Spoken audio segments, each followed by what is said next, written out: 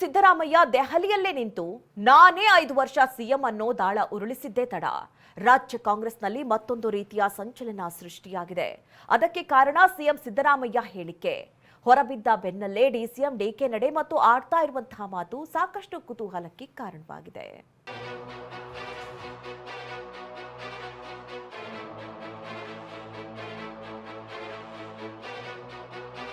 ನಾನೇ 5 ವರ್ಷ ಸಿಎಂ ಎಂದ ಸಿದ್ದು.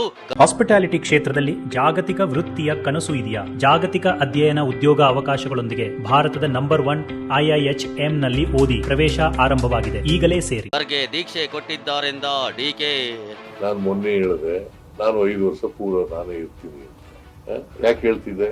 ಕುರ್ಚಿ ಖಾಲಿ ಇದೆಯಾ? ಈಗ ಚೀಫ್ ಮಿನಿಸ್ಟರ್ ಕುರ್ಚಿ ಖಾಲಿ ಇದೆಯಾ? ಈಗಾಗಲೇ ಮಲ್ಲಿಕಾರ್ಜುನ್ ಖರ್ಗೆ ಸಾಹೇಬರು ನಮ್ಮೆಲ್ಲರೂ ಕೂಡ ಒಂದು ದೀಕ್ಷೆ ಕೊಟ್ಟಿದ್ದಾರೆ. ಆ ದೀಕ್ಷೆಯನ್ನು ಸಂತೋಷದಿಂದ ಸ್ವೀಕಾರ ಮಾಡಿದ್ವಿ. ಬದಲಾವಣೆ ಚರ್ಚೆ ಇಲ್ಲ ಎಂದ ಸಿದ್ದು, ಡಿಸಿಎಂ ಕೆಲಸ ಕೊಟ್ಟಿದ್ದಾರೆಂದ ಡಿಕೆ.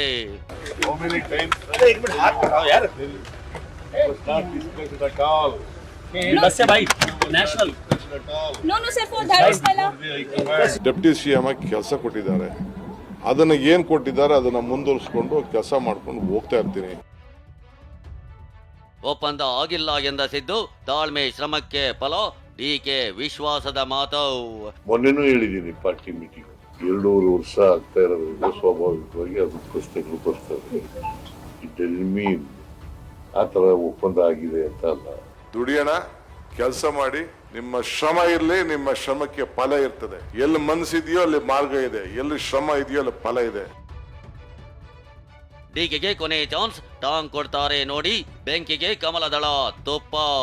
ಬಹುಶಃ ಇದು DK ಶಿವಕುಮಾರ್ ಅವ್ರಿಗೂ ಇದೇ ಲಾಸ್ಟ್ ಚಾನ್ಸ್. ಆದರೆ ಆಗ್ಬೋದು, ಆಗದೆ ಇದ್ರೆ 228ಕ್ಕೆ ನಮ್ಮದೇ ಕೋಯಲೇಷನ್ ಗೌರ್ಮೆಂಟ್. DK ಶಿವಕುಮಾರ್ ಏನು ಕಡಲೆಕಾಯಿ ತಿನ್ನೋರಲ್ಲ. ಸರಿಯಾದ ಟೈಮ್ಗೆ ಸಿದ್ದರಾಮಯ್ಯಗೆ ಟಾಂಗ್ ಕೊಡ್ತಾರೆ ಅನ್ನೋದು ಎಲ್ರಿಗೂ ಗೊತ್ತಿದೆ. ಕೊನೆ ಚಾನ್ಸ್. ಈಗ ಬಿಟ್ರೆ ಡಿಕೆ ಮತ್ತೆ ಸಿಎಂ ಆಗಲ್ಲ. ಸಮಯ ನೋಡ್ಕೊಂಡು ಡಿಕೆ ಸಿಎಂ ಆಗ್ತಾರೆ.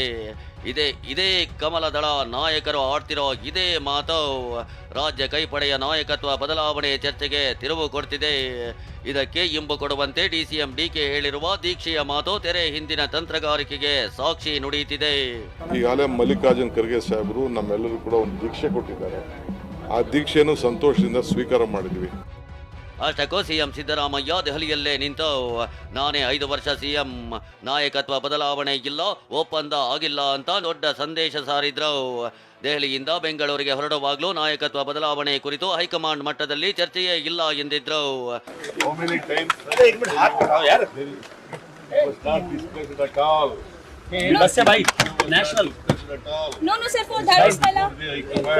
ಸಿದ್ದರಾಮಯ್ಯ ಹೀಗೆ ಹೇಳಿದ ಬೆನ್ನಲ್ಲೇ ದೆಹಲಿಯಿಂದ ಬೆಂಗಳೂರಿಗೆ ಬಂದಿದ್ದ ಡಿಕೆ ದೆಹಲಿ ಪ್ರವಾಸ ಹಾಗೂ ಸಿಎಂ ಸಿದ್ದರಾಮಯ್ಯ ಆಡಿರುವ ಮಾತಿನ ಕುರಿತು ಪ್ರತಿಕ್ರಿಯೆ ನೀಡಿದ್ರು. ನಾನೊಬ್ಬ ಪಕ್ಷದ ಅಧ್ಯಕ್ಷನಿದ್ದೀನಿ. ಪಾರ್ಟಿಯವರು ಏನು ಹೇಳಿದ್ದಾರೋ ಅನ್ನೋದನ್ನು ಈಗಾಗಲೇ ಮುಖ್ಯಮಂತ್ರಿಗಳೇ ಉಲ್ಲೇಖ ಮಾಡಿದ್ದಾರೆ. ನಾನೆನ್ನೆ ಟಿ ವಿಲಿ ನೋಡಿದೆ ನಾನು.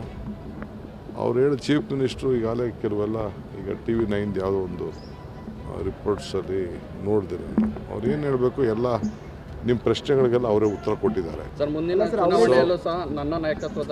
ನಾನು ಅವರೇ ಉತ್ತರ ಕೊಟ್ಟಿದ್ದಾರೆ. ಅವ್ರು ಉತ್ತರ ಕೊಟ್ಟ ಮೇಲೆ ತಿರ್ಗಿ ನಾವು ಪದೇ ಪದೇ ಮಾತಾಡೋದು ನಮಗೂ ಸೂಕ್ತ ಅಲ್ಲ. ನಿಮ್ಗೆ ಯಾಕೆ ನಮ್ಮ ವಿಚಾರ ಅಷ್ಟೇ ಯಾಕೆ ನಾವು ಗಾಬರಿ ಮಾಡ್ಕೊತಾ ಇದ್ದೀರಾ? ಗಾಬರಿ ನಮಗೇ ಇಲ್ಲ. ಗಾಬರಿ ನಾನು ಏನು ಇದ್ರ ಬಗ್ಗೆ ಕಾಮೆಂಟ್ ಮಾಡೋಕ್ಕೆ ಹೋಗೋದಿಲ್ಲ. ಕಾಮೆಂಟ್ ಮಾಡೋಂಥ ಅವಶ್ಯಕತೆ ಇಲ್ಲ. ಮಾತಾಡೋರ ಹತ್ರನೇ ಎಲ್ಲರೂ ಯಾರು ಏನೇನು ಮಾತಾಡಿದ್ದಾರೆ ಅವರೇ ಉತ್ತರನೂ ಕೊಡ್ತಾ ಇದ್ದಾರೆ, ಅವರೇ ಪ್ರಶ್ನೆನೂ ಕೊಡ್ತಾ ಇದ್ದಾರೆ. ನೀವು ಪ್ರಶ್ನೆ ಆಗ್ತಾ ಇದ್ದೀರಿ, ಅವರೇ ಉತ್ತರ ಕೊಡ್ತಾರೆ. ಸದ್ಯಕ್ಕೆ ನಾನು ಯಾವ ಉದ್ದಕ್ಕೂ ಉತ್ತರ ಕೊಡೋದಿಲ್ಲ.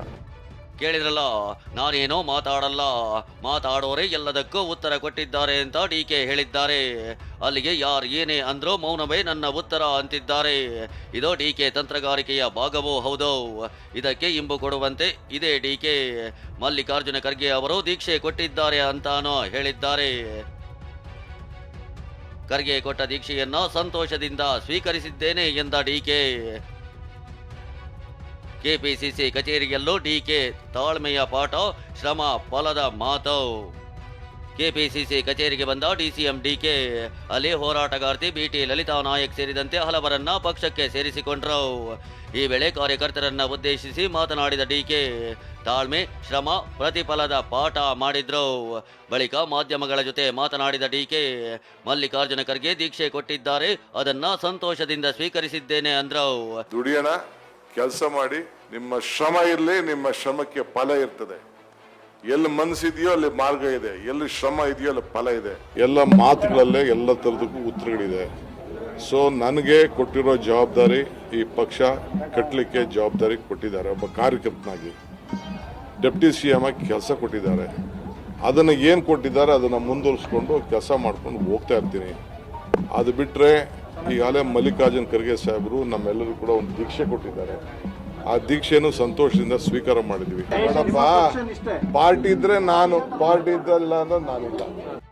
ಇನ್ನು ಬೆಂಗಳೂರು ವಕೀಲರ ಸಂಘ ಆಯೋಜಿಸಿದ್ದ ಕೆಂಪೇಗೌಡ ಜಯಂತಿ ಕಾರ್ಯಕ್ರಮದಲ್ಲೂ ಕುರ್ಚಿಯ ಮಾತನಾಡಿರುವ ಡಿಕೆ, ನಾವೆಲ್ಲ ಚೇರ್ಗೆ ಬಡಿದಾಡುತ್ತಿದ್ದೇವೆ, ನೀವು ಚೇರ್ ಬೇಡ ಅಂತಿದ್ದೀರಾ ಅಂದ್ರು. ಇಲ್ಲಿ ನೋಡ್ತಾ ಇದೀನಿ ಲಾಯರ್ಗಳು, ನಾವೆಲ್ಲ ಚೇರ್ ಬಡ್ದಾಡ್ತಾ ಇದೀವಿ, ನಿಮ್ ಚೇರೇ ಬೇಡ ಅಂತ ಕೂತಿದೀವಿ. ಬರೀ ಚೇರ್ ಅವ್ರು ಕೂತ್ಕೊಳ್ರಪ್ಪ. ಚೇರ್ ಸಿಕ್ಕಿದ್ರೆ ಕಷ್ಟ, ಅದನ್ನ ಸಿಕ್ಕಿದಾಗ ತಪ್ಪರು ಬಂದು ಕೂತ್ಕೊಳ್ಳೋದು ಕಲಿಯಬೇಕು. ನೀವೆಲ್ಲ ನೋಡಿದ್ರೆ ನೀವು ಬಹಳ ತ್ಯಾಗಿಗಳ ತರ ಕಾಣ್ತಾ ಇದ್ದೀವಿ. ಅಲ್ಲಿಗೆ ನಾಯಕತ್ವ ಬದಲಾವಣೆ, ಕುರ್ಚಿ ಆಟ ಇನ್ನೂ ಬಾಕಿ ಇದೆ ಅನ್ನೋದು ವಿಪಕ್ಷಗಳ ನಿರೀಕ್ಷೆ. ಡಿಕೆ ನಿಜವಾಗ್ಲೂ ದಾಳ ಉರುಳಿಸ್ತಾರಾ ಅಥವಾ ಹೈಕಮಾಂಡ್ ಆಟ ಶುರು ಮಾಡುತ್ತಾ ಅನ್ನೋದನ್ನ ಕಾದು ನೋಡಬೇಕಿದೆ. ದೆಹಲಿಯಿಂದ ಮಹೇಶ್ ಜೊತೆ ಪ್ರಸನ್ನ ಗಾಂವ್ಕರ್, TV9 ಬೆಂಗಳೂರು.